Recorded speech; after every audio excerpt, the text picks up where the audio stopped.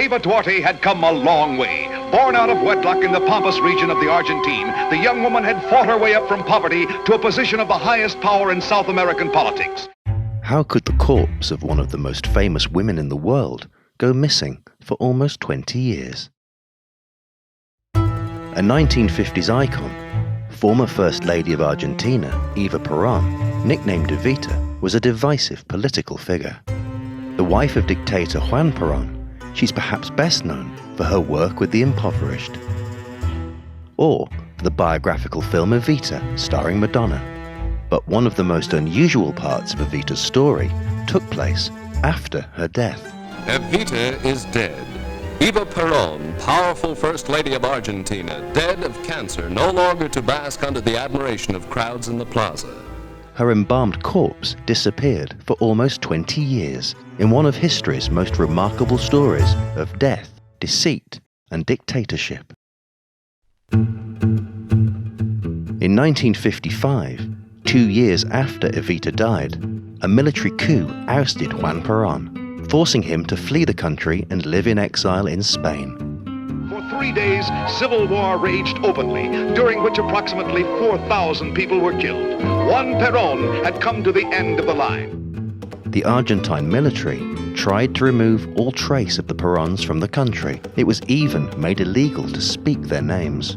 It's thought that even though she was dead, that the new military dictatorship didn't want to risk her corpse becoming a symbol of opposition.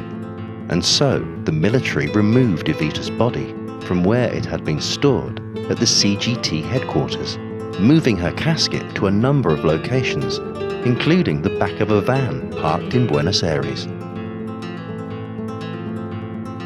Then, in 1957, the Vatican is said to have secretly assisted the military to remove her remains from the country altogether. Evita was taken to Milan and buried under a false name.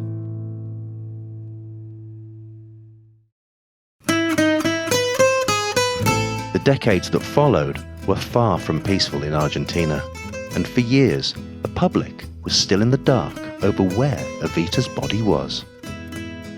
Finally, in 1971, striking a deal with Juan Perón for his support in exchange for the return of Evita's body, the Argentine military revealed her location. Evita was exhumed, and her body returned to her exiled husband and his new wife Isabel, who were living in Madrid.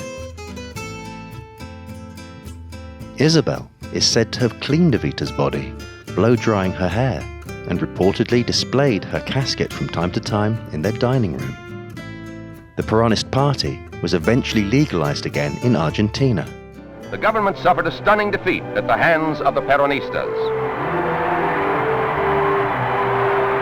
In Madrid, where Juan Domingo Perón lives in luxury, the 66-year-old former dictator greeted the events with satisfaction and a strangely detached manner. Moving back to his home country, Juan Perón was voted president in 1973. Shortly after returning to Argentina, Juan died of a heart attack. Evita's body was flown to Buenos Aires so that she could be buried alongside Juan in 1974 in a crypt at the presidential residence Los Olivos. In a remarkable twist, another coup just 2 years later resulted in the couple's bodies being removed from Los Olivos, and Eva Peron was finally laid to rest in her family's mausoleum, 5 meters underground, with a heavily fortified crypt, so that she would never again be disturbed.